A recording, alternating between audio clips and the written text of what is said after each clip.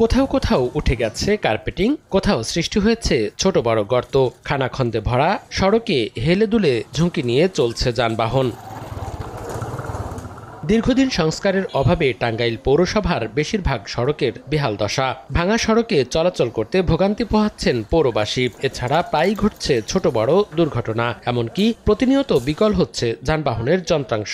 দীর্ঘদিন যাবতই এই রাস্তাটা ভয়াবহ অবস্থা, মানুষ চলাচলে একেবারে অনুপযোগী। প্রতিনিয়ত রিক্সা উল্টা যায়, গাড়ি উল্টা যায়। কি তাতে কলজামেটা বাইরে যাওয়ার নাই। এই রাস্তাঘাট এত খারাপ, মানে আমরা গাড়ি চালাবারই পারি না। আমাদের এই রাস্তাটা দ্রুত সংস্কার করলে আমরা অনেক উপকৃত হব। তবে দ্রুত সড়ক সংস্কারের আশ্বাস পৌর কর্তৃপক্ষের। টাঙ্গাইল শহরে যে খানাখন্দ এবং ভাঙাচোরা রাস্তা আছে সেগুলো সংস্কারের জন্য আমরা নিয়মিত কার্যক্রম গ্রহণ করছি। আশা করছি যে দ্রুততম সময়ের মধ্যেই আমরা বাজেট বরাদ্দ সাপেক্ষে এই কাজগুলো বাস্তবায়ন করতে পারব। 1887 সালে প্রতিষ্ঠিত টাঙ্গাইল পৌরসভাটি 1989 সালে ক শ্রেণীতে উন্নীত করা হয়। বর্তমানে পৌরসভার 18টি ওয়ার্ড রয়েছে। সময় সংবাদ, টাঙ্গাইল।